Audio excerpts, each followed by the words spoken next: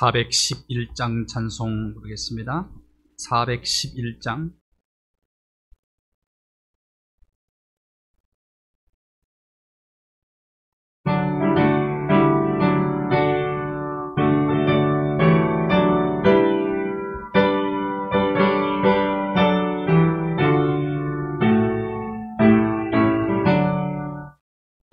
내 맘속에 잠든 평화 있네.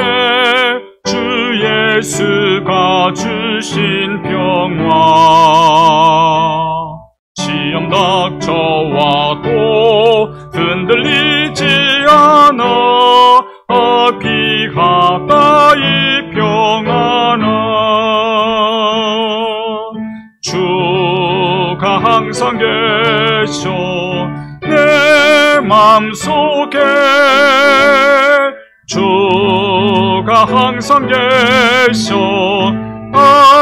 기쁘다. 주 나의 맘에 계셔 위로하시네. 어찌 내가 주를 떠나 살까. 이 귀한 평화 내가 바꿔보니 내 슬픔이 사라지고 마음의 기쁨 넘쳐 주를 찬양하네. 평화의 임금 예수. 주가 항상 계셔 내 맘속에. 주가 항상 계셔 기쁘다. 주 나의 맘에 계셔 위로하시네. 어찌 내가 주를 떠나 살까. 주 날개 아래 내가 사는 동안 이 보배를 빛내리라. 기쁜 그날이 와 주를 만나 뵐 때 그 평화 영원하리. 주가 항상 계셔 내 맘속에. 주가 항상 계셔 기쁘다. 주 나의 맘에 계셔 위로하시네. 어찌 내가 주를 떠나 살까. 주 날개 아래 내가 사는 동안 이 보배를 빛내리라. 기쁜 그날이 와 주를 만나 뵐 때 그 평화 영원하리. 주가 항상 계셔 내 맘속에. 주가 항상 계셔 기쁘다. 주 나의 맘에 계셔 위로하시네. 어찌 내가 주를 떠나 살까. 406장 찬송입니다.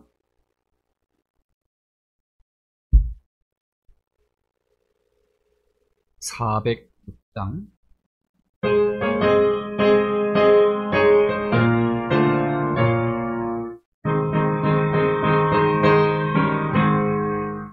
고난 내 영혼 편히 쉴 곳과 풍랑 풍랑 잃어도 안전한 복음까지도 다스리시는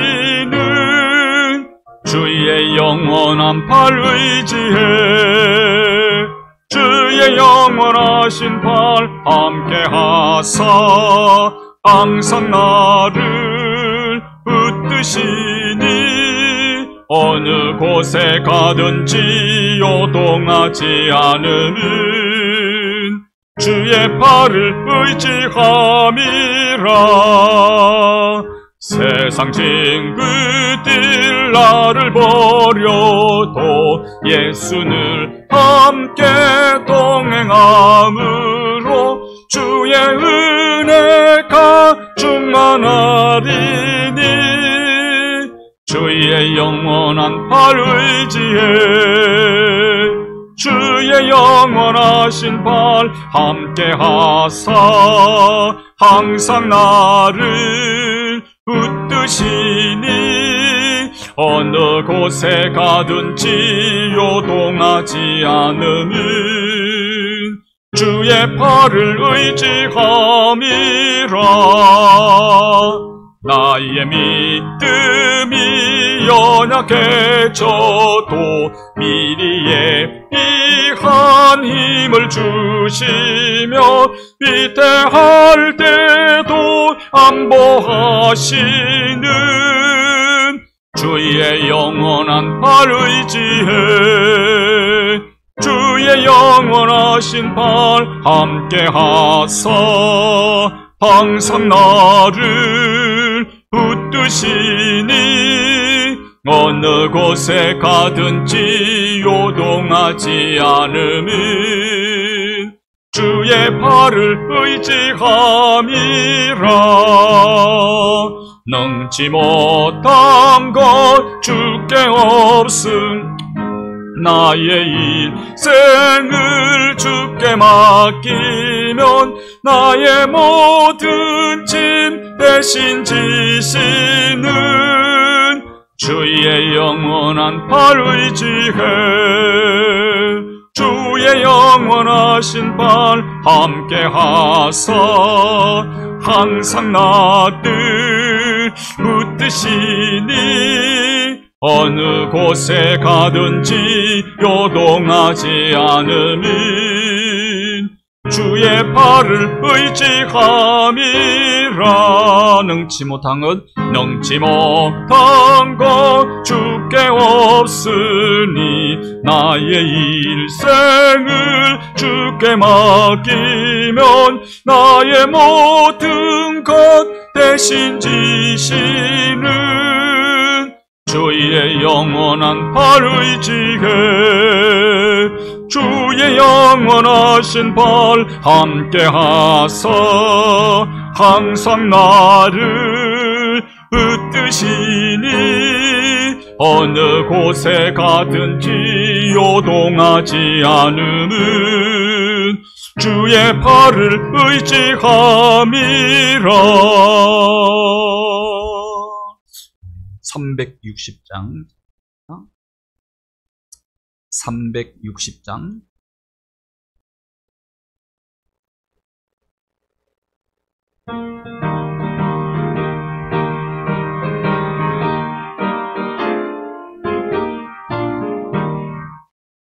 행군아 발소리에 주의 호령 났으니 십자가의 군기를 높이 들고 나가세. 선한 싸움 다 싸우고 의의 멸류관 받았으리라. 선한 싸움 다 싸우고 의의 설렘성에서 멸류관 받으리.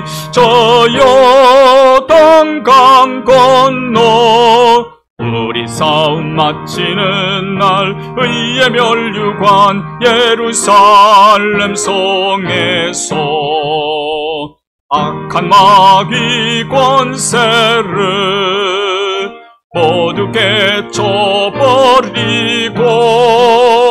승리하신 주님과 성전가를 부르세. 선한 싸움 다 싸우고 의의 면류관 받았으리라. 선한 싸움 다 싸우고 의의 면류관 예루살렘 성에서 면류관 받으리. 저 요단강 건너 우리 싸움 마치는 날 의의 예루살렘 성에서 달려갈 길 다 가고 싸움 모두 마친 후 주와 함께 기쁨을 용사들아 누리세. 선한 싸움 다 싸우고 의의 면류관 받았으리라. 선한 싸움 다 싸우고 의의 면류관 예루살렘 성에서 면류관 받으리. 저 요단강 건너 우리 싸움 마치는 날 의의 면류관 예루살렘 성에서 달려갈 길 다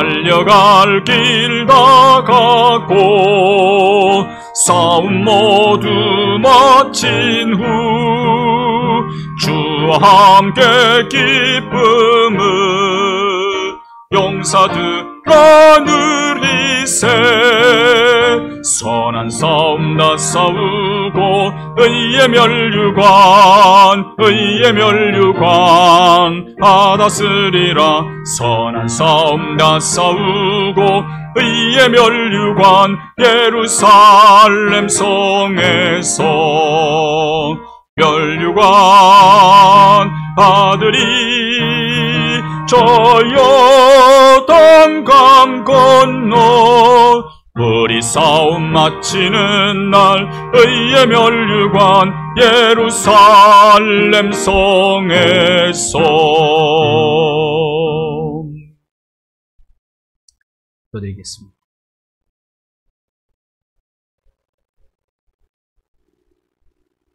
찬양과 경배를 받으시기에 합당하신 주님, 주의 전에 예배하기 위해서 모인 주의 자녀들 한 심령 이 시간도 개별적으로 만나주시고 우리를 위해서 예비하신 크고 놀라운 은혜로 심령마다 풍성히 채워주시옵소서. 연약하고 미련하고 우둔한 저희들 날마다 하나님의 뜻에 합당한 삶을 살아야 되는 줄 알면서도 그릇 행했던 지난날의 모든 허물과 잘못을 십자가 밑에 내려놓고 고백하며 간구하오니 이 시간 보혈의 은총을 우리에게 덧입혀 주시사 우리를 정결하게 하시고 우리의 마음을 찢고 통에 자복하는 마음으로 날마다 허물과 죄악으로 물든 우리의 모습 있는 그대로 하나님 앞에 내려놓고 우리의 마음을 쏟아부으며 간구하며 부르짖어 기도할 때에 하나님께서 들으시고 응답하시며 우리를 깨끗이 씻어 산 제물로 받아주시옵소서. 이 시대 정신 본받지 않고 십자가 정신으로 무장하여 우리 몸을 하나님이 기뻐하시고 하나님이 원하시는 거룩한 산 제물로 주 앞에 드리는 생이 되게 하여 주시고 우리의 삶 자체가 영적 예배, 신령한 제사가 되어서 하나님이 흠양하시는 우리의 삶이 되게 하여 주시옵소서. 자비로우신 아버지 하나님, 우리나라가 직면하고 있는 가장 큰 문제는 코로나 백신을 아직 온전히 확보하지 못하고 있는 상황입니다. 하나님, 여러 가지 어려운 문제들이 얽히고 설켜 있사오니 하나님께서 이 민족, 이 나라를 긍휼히 여겨주셔서 백성들의 안전과 생명이 걸려있는 중대한 문제입니다. 우리 하나님께서 긍휼을 베풀어 주시고 특별 은총을 내리워 주시사 백신 확보의 길이 속히 열리게 하여 주시옵소서. 하나님, 특별히 백신을 보유하고 있는 힘 있는 나라가 생명을 안전하게 보장하며 지키시는 것이 가장 우선임을 알고 그릇된 판단을 하지 아니하도록 하나님의 그들의 마음과 생각도 주장하여 주시옵소서. 참된 평화가 없는 세상 속에 저희들을 살아가고 있습니다. 미얀마 사태 주님께서 하십니다. 하나님께서 긍휼을 베풀어 주시고 무죄한 피를 더 이상 흘리지 아니하도록 그 땅 위에 긍휼을 베풀어 주시옵소서. 이 나라 이 민족이 오늘까지 걸어오면서 자유민주주의 시장 경제를 선택하여 오늘 부흥하고 성장하고 발전했습니다. 특별히 이 나라가 세워질 때는 기독교 정신에 입각한 기독교 입국의 나라이오니 하나님께서 이 나라에 크신 은총 베풀어 주셔서 오늘까지 교회가 부흥하고 성장하고 발전하여 세계 선교의 추회장 중에 붙들려 기둥같이 쓰임받는 귀한 나라가 되게 하신 것을 진심으로 감사합니다.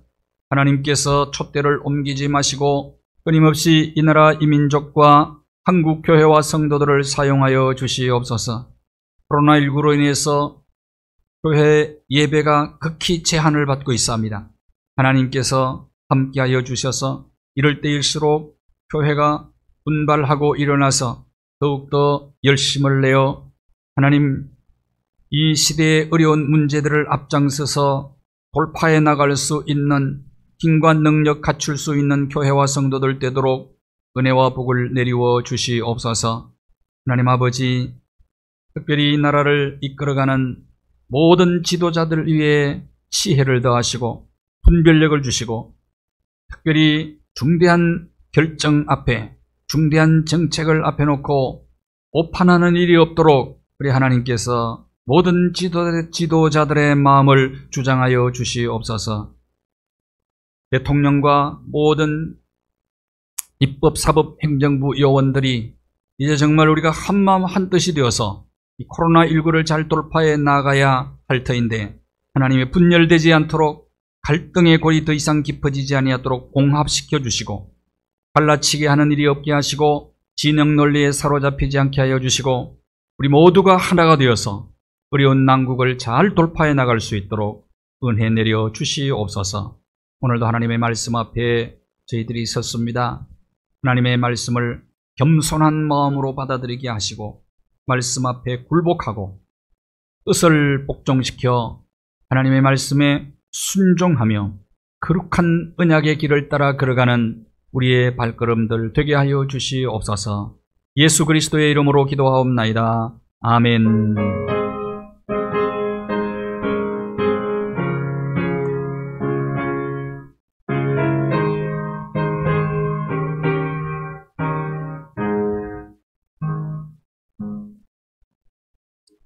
오늘 이 시간 우리에게 주시는 하나님의 말씀은 베드로전서 2장 1절에서 10절까지의 말씀입니다.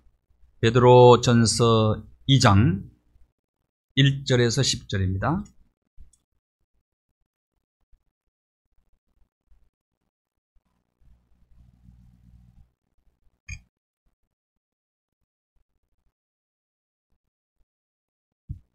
함께 말씀 봉독합니다. 그러므로 모든 악독과 모든 기만과 외식과 시기와 모든 비방하는 말을 버리고 갓난 아이들 같이 순전하고 신령한 저절을 사모하라.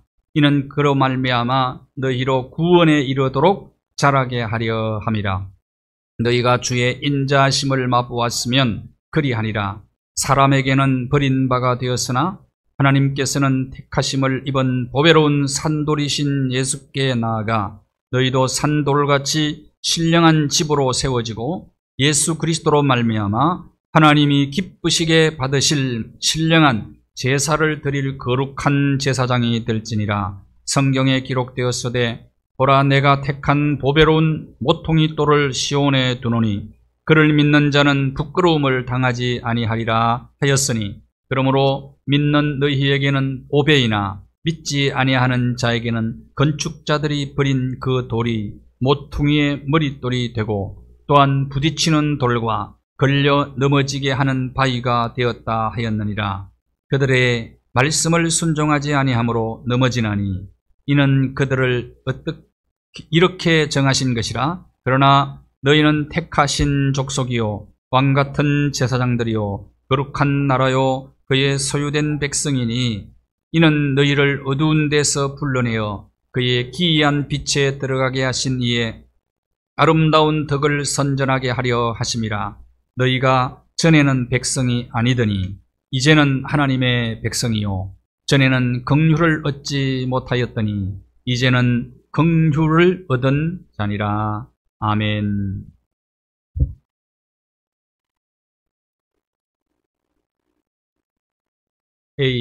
더부르 토저가 쓴 하나님의 사람에게 주는 하나님의 음성이라는 책이 있습니다. 그 책 속에 블루버드라는 한 여인의 이야기를 소개하고 있습니다. 블루버드, 우리나라로 말하는 파랑새죠. 이 여인은 술과 담배와 마약에 찌들어 인생을 살고 있었습니다. 그러다가 그가 감옥에 수감됩니다. 구세군 전도자 한 여인이 그를 찾아옵니다. 감옥에서 찾아와서 그에게 말을 걸어요. 하나님은 당신을 사랑하십니다. 나도 주 안에서 당신을 사랑합니다. 아주 냉정하게 전도자의 말을 끊어버리고 저주를 합니다. 욕설과 저주를 쏟아붓습니다. 그럼에도 불구하고 이 전도자는 계속해서 블루버드를 찾아가게 됩니다. 그런데 어느 날 입을 열었어요. 입을 열어 이렇게 얘기합니다. 이 블루버드가 하나님이 나를 사랑한다. 당신이 나를 사랑한다고 하는데 당신은 나를 사랑하지 않는다는 거예요.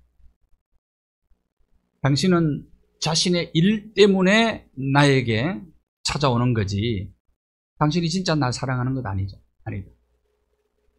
정말 당신이 나를 사랑한다면 이렇게 키스를 해달라. 이렇게 부탁을 해요. 그 말이 떨어지자마자 이 구세군 전도자가 창살로 손을 넣어서 블루버드의 헝클어진 머리카락을 가지런히 가다듬고 얼굴을 잡아당겨서 키스를 하게 됩니다. 그 순간 이 블루버드는 차가운 감옥 바닥에 엎드려서 통곡하며 울기 시작을 하죠.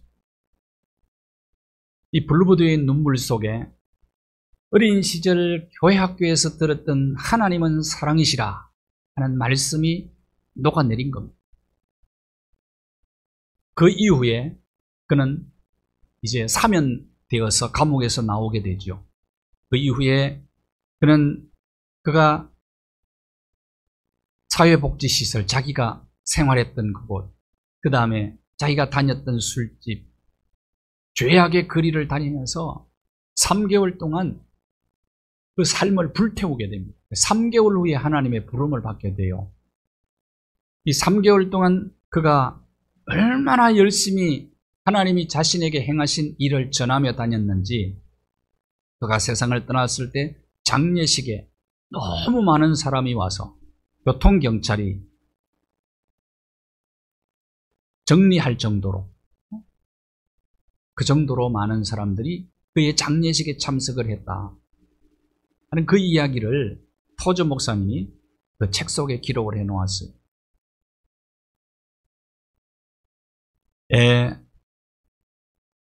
그리스도의 피로 구원받은 하나님의 자녀들은 악한 길에서 떠나야 된다고 오늘 본문도 말하죠. 여러 가지 악을 소개하죠. 그러므로라는 단어로 시작이 되죠. 그러므로. 그러면 1장에서는 베드로 사도가 뭘 얘기합니까? 그리스도의 보배로운 피로, 그리스도의 말씀으로 구원받은 하나님의 자녀들이라면 우리는 악을 버리고 지금부터 성장해야 된다는 거예요. 성장해서 결국은 열매 맺는 인생을 살아야 된다. 그것이 성숙이라는 거죠. 그래서 오늘 중요한 단어를 사용하고 있습니다. 자라가라 라는 단어를 하고 있어요. 자라가라. 구원에 이르도록 자라가라. 그렇게 얘기합니다. 구원에 이르도록 자라가라. 우리가 성장하고 성숙해서 열매 맺는 삶을 살아가려면 이것이 자라는 건데 어떻게 해야 되겠는가?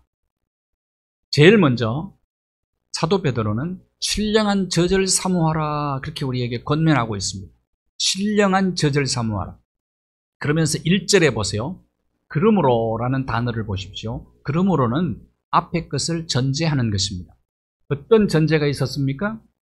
그리스도의 보배로운 피로 그리스도의 살아있는 말씀으로 우리가 구원을 받았다면 버릴 것이 있다는 거예요. 악을 버려야 된다. 기만과 외식과 시기와 비방하는 말, 이런 것들은 옛사람의 행위다. 옛사람에게 속한 것들이다. 이런 것들은 과감하게 버려야 된다. 아직도 여전히 옛사람에 머물러 있으면 안 된다는 겁니다. 안 된다. 그러려면 자라야 된다는 거예요. 자라려면 어떻게 해야 되느냐? 신령한 젖을 사모해야 된다는 거예요. 여기 중요한 단어가 있어요. 신령한 젖을 사모하라. 신령한 젖을 사모하라는 거예요. 말씀과 성령으로 거듭난 성도는 악한 죄악을 버리고 악을 버리고 구원에 이르도록 자라가는 일에 힘을 써야 된다는 거예요. 구원은요, 얻는 구원도 있고 이루어가는 구원이 있고 완성하는 구원이 있습니다. 얻는 구원은 예수 그리스도를 믿음으로 은혜로 주어지는 구원이죠. 그래서 구원을 성경은 3단계로 얘기합니다. 얻는 구원, 이루는 구원, 그 다음에 완성하는 구원입니다. 얻는 구원은 출애굽 사건이에요. 이루는 구원은 광야 생활 40년입니다. 완성하는 구원은 가나안 입성이에요. 우리가 지금 가나안을 향하여 가는 과정 속에서 뭘 해야 되느냐? 구원을 이루어가고 있다는 것입니다. 이루어가고 있다. 그러니까 구원을 한 단어로만 생각하시면 안 되고요. 개념을 3단계로 생각을 하시면 되겠습니다. 그래서 이룬다는 단어를 쓰고 있는 거예요. 구원에 이르다. 구원을 이룬다. 그것을 성경은 자라는 것이다. 성장하는 것이다. 그렇게 얘기하고 있는 거예요. 그러려면 어떻게 되느냐? 구원받은 자답게 살아야 된다는 거예요. 구원받은 자답게 사는 게 뭐냐? 이건 신령한 젖을 사모하는 삶이다. 신령한 젖.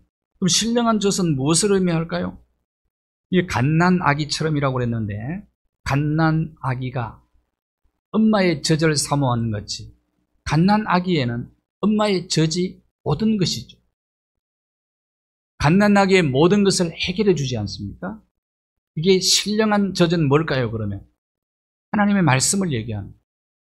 하나님의 말씀. 하나님의 말씀을 사모해야 된다는 거예요.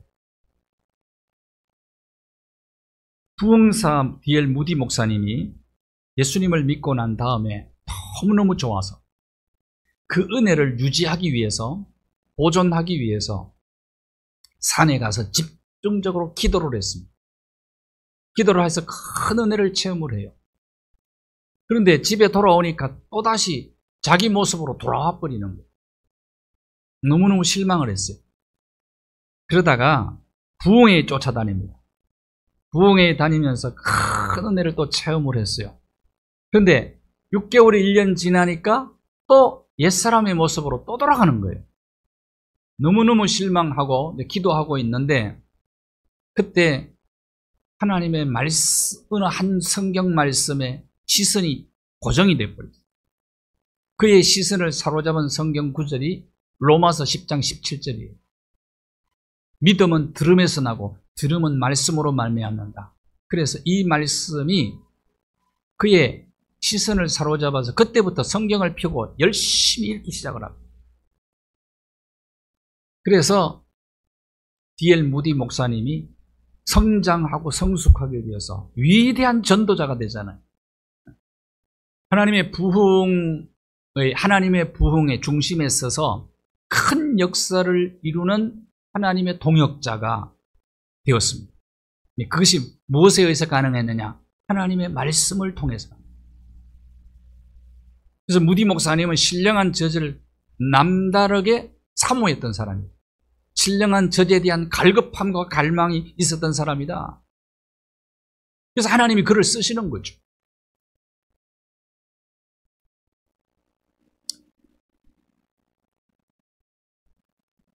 여기 저전, 원래 헬라어 원어로는 갈라라고 되어 있습니다. 갈라. 갈라가 뭐냐 하면 복음으로 전해지는 말씀이라는 겁니다. 이게 무슨 뜻이냐 하면 갈라라는 단어가 복음의 말씀이다. 복음은 예수님이 복음이다. 예수님 자체가 복음이죠. 예수님 자체. 그러니까 즉 신령한 저전 말씀이요. 말씀은 곧 로고스이신 말씀이 육신을 입고 오신 예수 그리스도 그분이고 그것은 곧 하나님입니다. 하나님. 갓난 아기들은 저절을 갈구하는 본성이 있잖아요. 그러니까 거듭난 하나님의 자녀들에게는 말씀 갈망이 본성이어야 된다는 거예요. 하나님의 말씀에 대한 갈급함과 갈망. 그런데 갓난 아이처럼 이 본성적으로 우리가 이걸 가지고 있으면 참 좋은데 하나님 말씀에 대한 갈망은 우리가 스스로 좀 길러나가야 돼요. 그 말씀은 가까이 하면 가까이 할수록 더 사모하게 돼 있어요. 하나님의 말씀의 힘입니다. 그래서 시편 기자는 고라자손이 쓴 시가 시편 42편이에요. 42편인데 이 시편 42편에서 사슴이 시냇물을 찾기에 갈급함 같이 새끼를 뵌 암사슴이 타는 목마름을 느끼는 거예요. 그래서 부르짖는 거예요. 내 영혼이 하나님을 찾기에 갈급하나이다. 이 고라자손이 아마도 성전을 떠나서 늘 성전에서 이 고라자손들은 하나님을 찬양하고 예배하는 사람들이었거든요. 그리고 다시 말하면 그들은 예배 인도자들이었어요. 그런데 이들이 어떤 고난의 사건 때문에 이들이 도망자의 신세가 된 것 같아요. 그때 기록한 것이 시편 42편이란 말이에요. 그래서 살아계신 하나님을 갈망합니다. 어느 때 나가서 하나님의 얼굴을 뵐 수 있을까요? 성전을 사모하면서 하나님의 얼굴을 뵙는 것이 그들의 갈급함이었어요. 목마른 사슴이 헐떡이면서 시냇물을 찾는 것 같이 내 영혼이 하나님을 향한 이런 갈급함이 있습니다. 라고 고백하는 내용이죠. 3절 한번 보십시오. 사람들이 종일 내게 하는 말이 너 하나님 어디 있느냐고. 지금 고난 당하면서 원수에게 쫓겨다니는 신세니까 조롱까지 당합니다. 네가 믿는 하나님이 어디 있느냐? 네가 믿는 하나님이 계시다면 너를 돕는다면 네가 왜 이런 고난을 당하느냐? 네가 왜 이런 어려움을 당하느냐? 사실은 그것이 너무 힘들었어요. 자기가 힘든 것은 참을 수 있는데 하나님의 이름이 조롱을 당한다는 거예요. 이걸 참기가 너무 어려운 거예요. 그래서 눈물이 주야로 내 음식이래. 날마다 눈물로 보내. 나 때문에. 내가 고난당하는 것 때문에, 내가 힘든 것 때문에, 내가 실패한 것 때문에 하나님이 욕을 먹으시는구나. 하나님이 조롱을 당하시는구나. 그래서 눈물이 음식이 되었다고 고백을. 그럴 때 그 어려운 고난을 이 시편 기자가 어떻게 이겨나갔을까? 이겨나갔습니다. 그것은 하나님을 향한 갈급한 심령 때문에 이겨나가는 거예요. 하나님을 향한 갈망. 자, 42장 4절과 5절을 계속 보십시오. 4절과 5절에 보시면 이렇게 기록하고 있습니다. 전에 성의를 지킬 때에 많은 사람들을 예배의 자리로 그가 인도했다는 거예요. 그것을 기억하고 있는 거예요. 그것을 기억하고 내 마음이 더 상합니다. 이런 고백을 합니다. 옛날에 하나님의 전에서 여호와의 얼굴을 배우면서 가까이 그분의 말씀을 듣고 그분에게 예배하던, 그리고 많은 사람들을 그 예배의 자리로 내가 인도했었는데 그걸 생각하니 지금 내 마음이 더욱더 상합니다. 쫓겨다니면서 고난 중에, 그러면서 그는 영혼을 향해서 내 영혼아 어찌하여 낙심하느냐, 어찌하여 불안에 떨고 있느냐, 하나님께 소망을 두라. 하나님께 그의 나타나 도우심으로 말미암아 내가 여전히 찬송하리로다. 시편 42편 9절과 10절 말씀에도 이렇게 얘기합니다. 원수의 압제로 말미암아 내가 어찌하여 이렇게 슬프게 다니나이까. 원수들에 의해서 도망다니고, 원수들에 의해서 억압당하고, 원수들에 의해서 협박당하고 이렇게 있어요. 그것도 내가 믿는 하나님을 원수들이 끊임없이 조롱하고 있고, 이럴 때 네 하나님이 어디 있느냐, 또 한 번 더 언급을 합니다. 네 하나님이 어디 있느냐. 시편 기자는 그것이 바로 내 뼈를 찌르는 칼같이, 그러니까 대적과 원수가 비방하는 그 말이요, 특히 내가 믿는, 의지하는, 내가 소망을 두고 믿고 의지하고 따르는 그 하나님을 대적하며 비방하는 말이 뼈를 찌르는 칼 같아. 너무 힘들었던 거예요. 너무 힘들어. 하나님의 존재 자체까지도 부인하면서 비방하는 그 말들. 그렇지 않습니까? 여러분, 내가 당하는 고난보다도 어쩌면 영적인 고통과 마음의 고통이 이런 비난하는 말들 때문 아니겠습니까? 비난하는 말. 이게 더 힘들게 하는 겁니다. 몸이 아픈 것보다도 마음이 아픈 게 어쩌면 더 힘들 수 있는 거예요. 이럴 때 이 고난을 어떻게 극복해 나갔느냐? 내가 하나님께 소망을 두고 오히려 찬송하리라, 이렇게 얘기했어요. 다시 말하면 하나님을 갈망하는, 그 하나님을 향한 갈급함과 갈망으로 이겨나가는 겁니다. 이겨나가.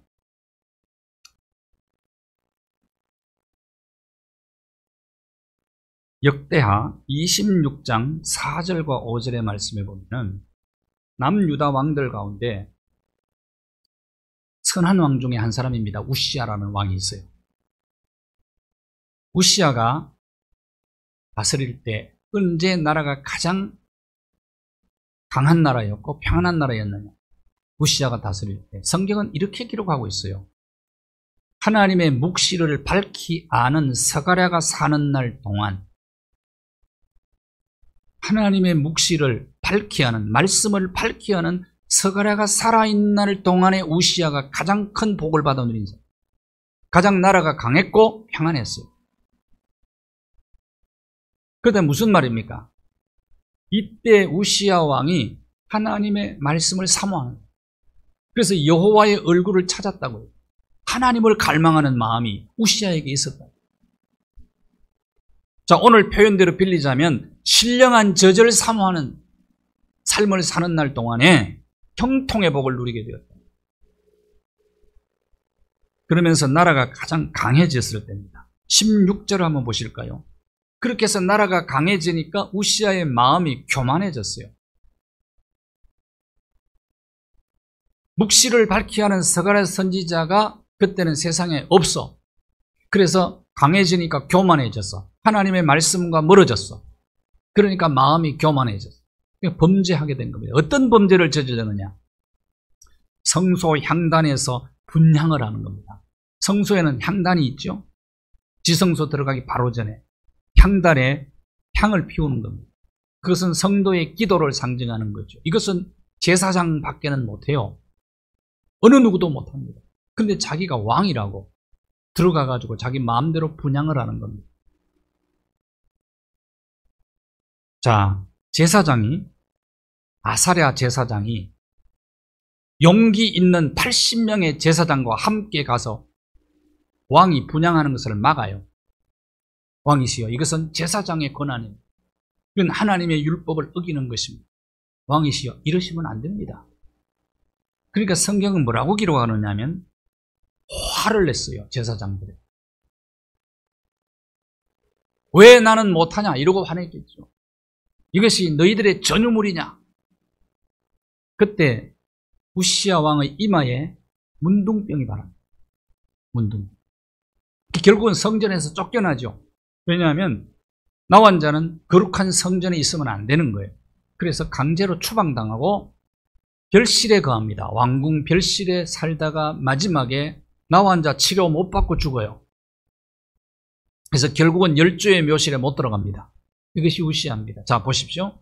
하나님의 말씀을 사모하고 여호와의 얼굴을 찾을 때는 형통의 복을 누렸는데 강성해지니까 그만 말씀과 멀어지는 겁니다. 하나님을 덩지고 말씀을 덩졌을 때 마음이 교만해져서 하지 말아야 될 일을 한 겁니다. 이것이 불행을 자초한 거예요. 자, 그래서 우리가 사모해야 될 것, 신령한 저지다. 그것이 하나님의 말씀입니다.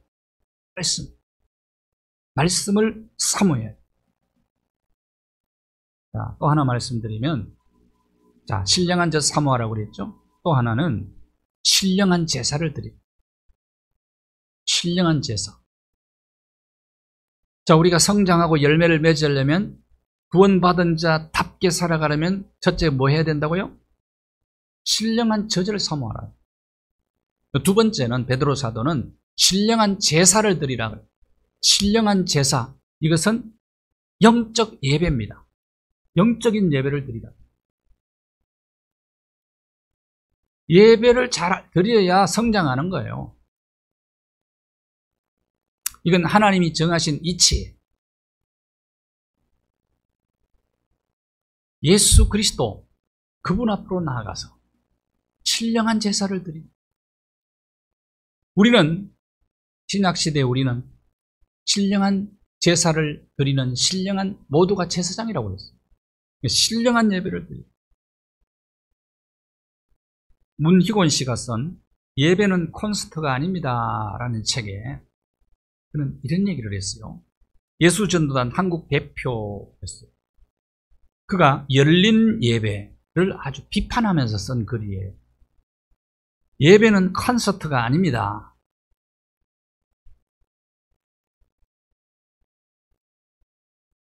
설교도 설교로 스타 목사님이 되신 분들이 많다.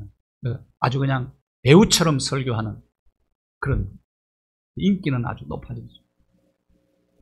특히 온라인 시대에 스타로 부상하는 사람들도 있어요. 그 다음에 특히 이제 찬양대를 지적을 했어요. 찬양대. 마치 콘서트 하는 것처럼 찬양을 하는.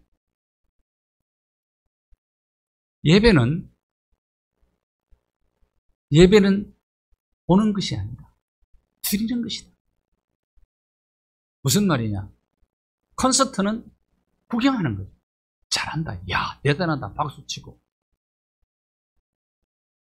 이거는 보는 거지. 예배가 마치 현란한 악기를 동원하고 기교를 부리고 찬양하면서 이런 것들이 잘못하면 콘서트가 되기 쉽다 이거예요. 누구를 위해서 종을 울리느냐는 거예요. 신령한 제사는 그런 게 아니라는 거예요. 영적 예배는 그게 아니라는 거예요. 드리는 거다. 드리는 거. 드리는 게 뭐냐? 나를 드리는 거다. 내 모습 이대로 주님 받으시옵소서.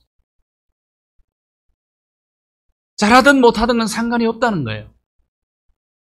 나를 드리는 것이, 나를 드리려면 내가 제물이 돼야 된다. 제사에는 제물이 있잖아요. 제물은 제사를 드리는 자가 직접 잡아야 돼요. 제사장이 잡는 거 아니에요.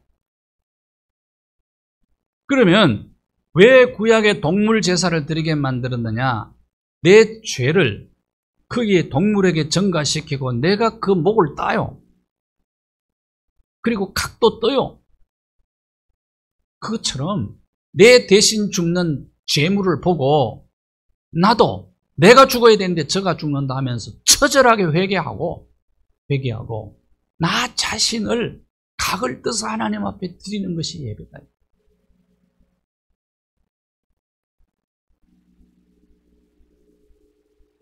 신령한 예배가 되어야 되지. 이거 쇼가 되면 안 됩니다. 아주 신랄하게 지적을 했다고 봅니다, 저는. 한국 교회는 예배를 회복해야 돼요. 신령한 제사를 드려야 돼요.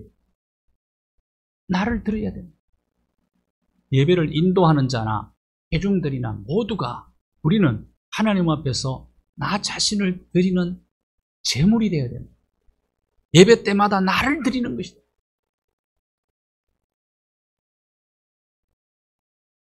그런데 예배가 콘서트가 되면은 나를 드리는 것이 아니고 내가 스포트라이트를 받아요. 내가 박수를 받아요. 그것은 신령한 예배가 아니에요. 그래서 예배가 콘서트가 되기 때문에 예배자는 줄어들고 구경꾼이 많아요. 그러니까 예배 구경꾼이 많아집니다. 그래서 다 평가를 해요. 앞에 나와서 하는 사람을 보고 야 잘한다, 못한다. 이렇게 평가만 하는 구경꾼이 되어버렸다. 그래서 한국 교회의 위기는 외배의 위기예요. 이게 회복이 돼야 돼요.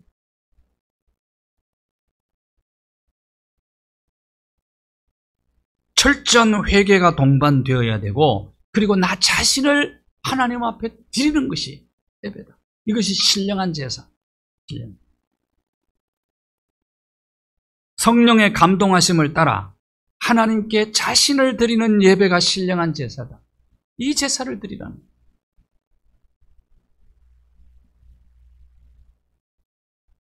로마서 12장 1절과 2절을 보십시오. 사도 베드로는 신령한 제사라고 얘기했고 사도 바울은 영적 예배라고 얘기를 했어요. 영적 예배.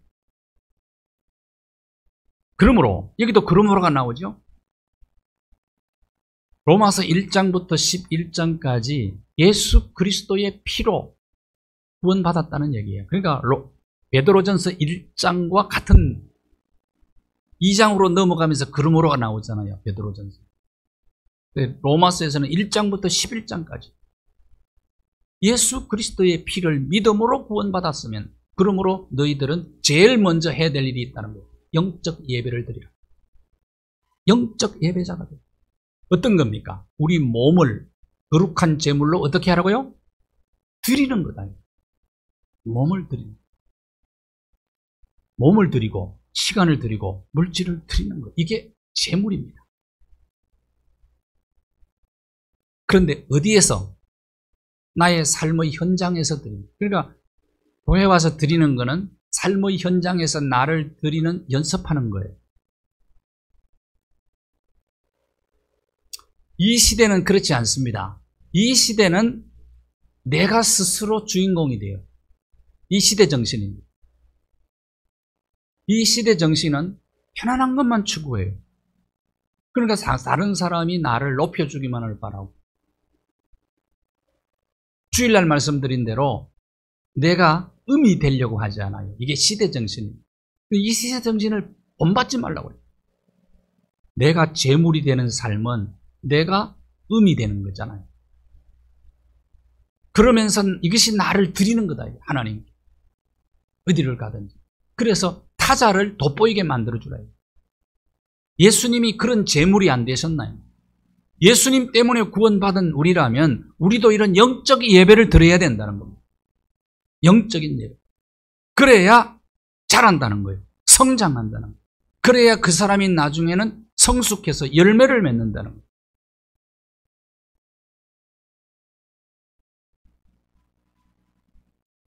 한국 교회는 가장 시급하게 해야 될 일이 있다면 신령한 예배의 회복입니다. 신령한 예배의 회복. 사도 바울이 이런 예배자였잖아요. 고린도전서 9장 27절 보면 내 몸을 쳐서 복종한다고 그랬어요. 자기를 드리는 거예요. 재물을 죽이듯이 바울은 나를 죽여서 하나님 앞에 드립니다. 재물은 살아있는 재물은 못 드려요. 재물은 죽여서 드리는 거예요. 그러기 위해서는 나를 하나님 앞에 쳐서 복종시키는 재물을 잡아야 된다. 이런 나를 쳐서 복종시킴이 없으면 하나님 앞에 산 제사, 신령한 제사를 드릴 수가 없는 거죠.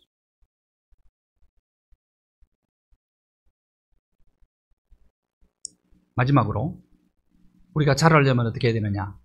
하나님의 백성답게 살라고 또 권면합니다. 하나님의 백성이다. 뭐 여러 가지로 얘기해. 뭐 9절 보십시오. 택하신 족속이요, 왕 같은 제사장들이요, 거룩한 나라요, 그의 소유가 된 백성이다. 그의 소유가 된 백성이다. 이렇게 하나님의 백성. 10절도 한번 보십시오. 전에는 백성이 아니더니 이제는 하나님의 백성이다. 하나님의 백성. 답게 사는 것이 중요해요. 하나님의 백성은 왕이신 하나님의 주권을 인정하며 사는 거예요. 오늘 새벽에도 페르시아 고레스 왕에 대한 얘기를 했어요. 고레스 왕이 모든 나라를 하나님이 내게 주셨다고 고백을 했어요. 이 주권을 인정하는 아주 겸손한 왕이었어요. 이스라엘 백성들을 본국으로 돌려보낸 왕이 고레스인데, 그래서 어떻게 가능했느냐? 하나님의 뜻이라는 것을 알았기 때문에 모든 나라를, 페르시아 대제국을 나에게 주신 분은 하나님이시다.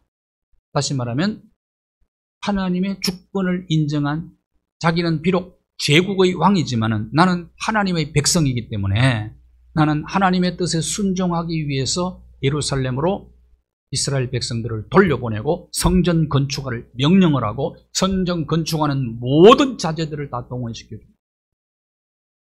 여러분, 이방 나라 왕이 어떻게 이렇게 하나님의 주권을 인정할 수가 있겠어요?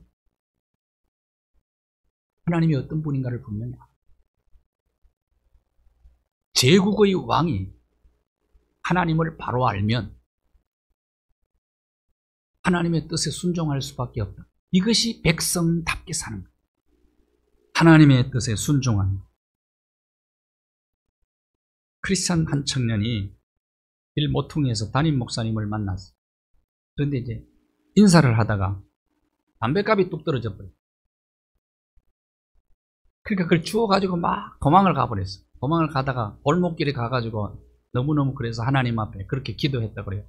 하나님, 제가 지금부터 다 끊어버리고 청년들에게 제가 건강을 위해서 금연 운동을 벌이는데 내가 뭘 하면 좋겠습니까? 그래서 하나님이 주신 아이디어를 가지고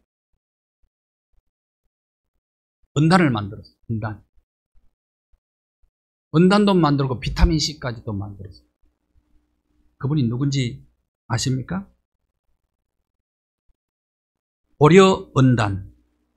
고려은단을 만드신 분이세요. 고려은단. 그 이름을 내가, 조규철 회장. 그러면서 하나님이 나를 얼마나 사랑하느냐, 하나님이 내게 행하신 일을. 그래서 고려은단이 이제 그 높은 언덕에다가 큰 대형 간판을 만들어 놓고 God loves you, Jesus loves you. 그 밑에 고려은단 광고판이 고속도로변에, 전국 고속도로변에 있어요. 하나님의 사랑을 전하고 싶다. 이것이 조규철 회장은 하나님의 뜻인 줄 알았어요. 그래서 그 사랑을 전하기 위해서 은단을 부지런히 만들었어요. 많은 선교사예요. 이게 뭐냐? 하나님의 백성은 다 사명이 있다는 거예요.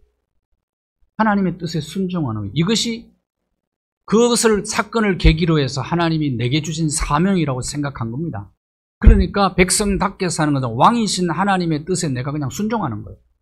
순종하다가 성공한 겁니다. 9절 한번 보십시오. 하나님의 뜻이 뭡니까?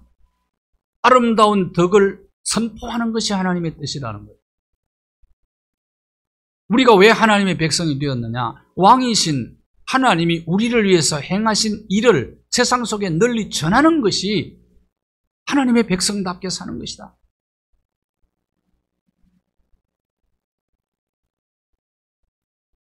이반 노버츠라는 사람이 20세기 초 영국 웨일즈에서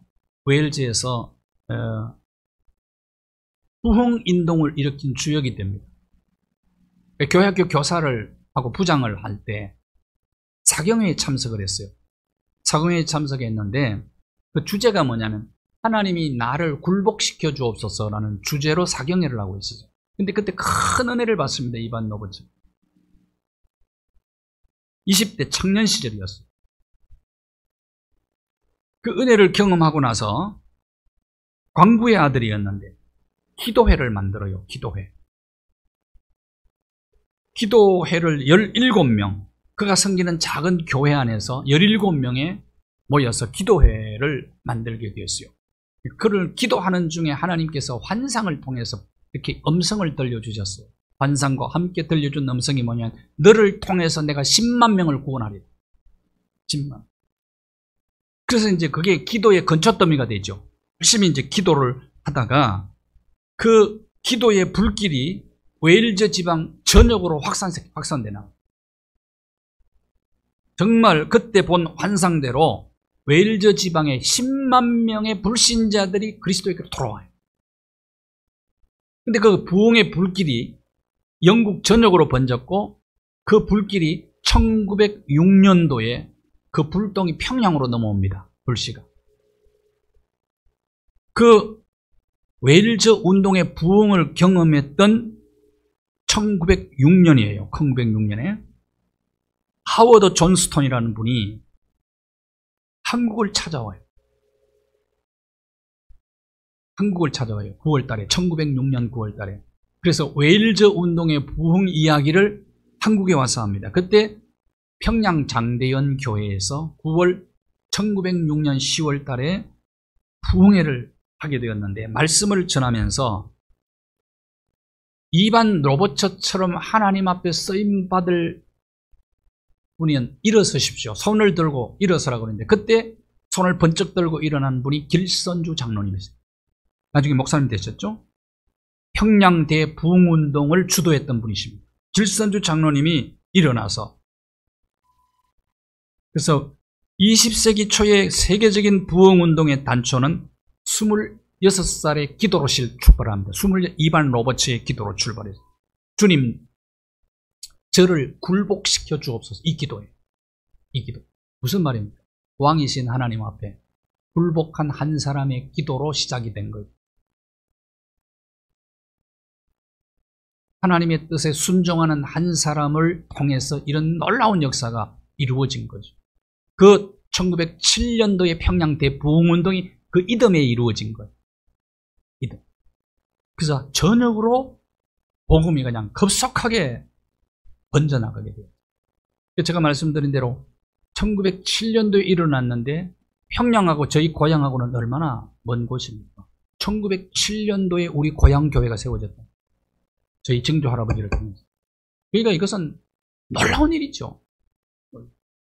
어떻게 가능했느냐? 하나님의 주권을 인정하고 왕이신 하나님 앞에 한 영혼이 굴복하니까 이런 일이 일어납니다.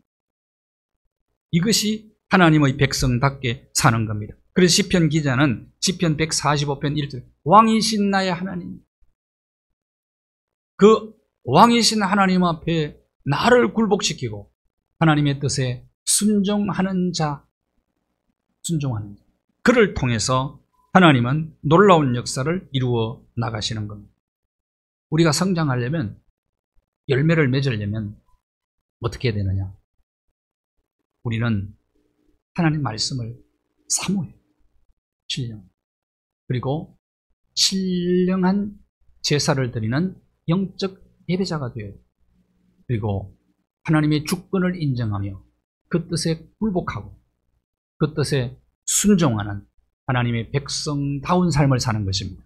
그럴 때 우리는 예수 그리스도의 장성한 분량이 충만한 데까지 자랄 것이고 큰 열매, 거두는 복된 인생이 될 것입니다. 하나님 아버지,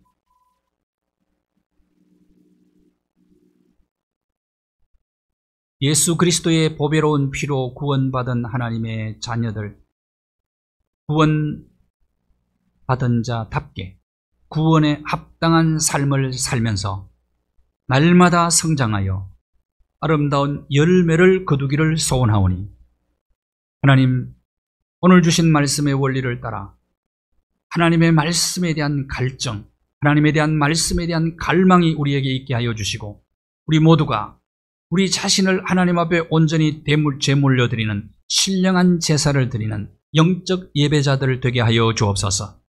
왕의 뜻인 주께서 우리에게 행하신 그 크고 놀라운 일을 날마다 선포함으로 우리의 삶이 성장하여 예수 그리스도의 장성한 분량이 충만한 데까지 이르는 생애가 되도록 축복하여 주시옵소서. 예수 그리스도의 이름으로 기도하옵나이다. 아멘. 440장 찬송.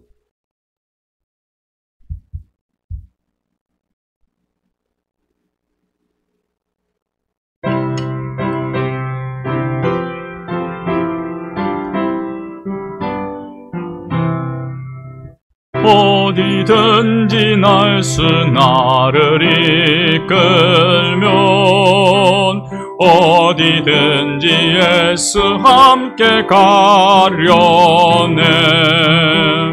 예수 함께 하니 가면 나 걷고 예수님과 동행하면 겁 없네.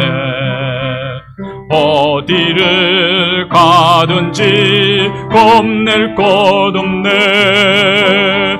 어디든지 예수 함께 가려네. 세상 친구 모두 나를 떠나도 주와 동행하면 외로움 없겠네.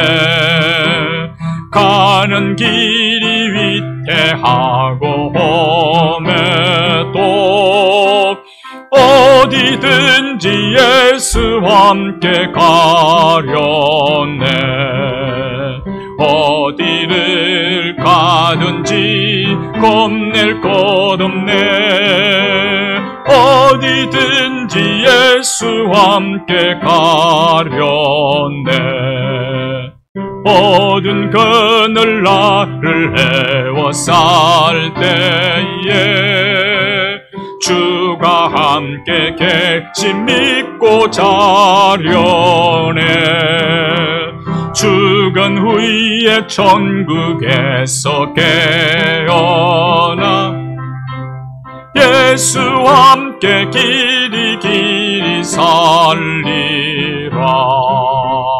어디를 가든지 겁낼 것 없네. 어디든지 예수 함께 가려네.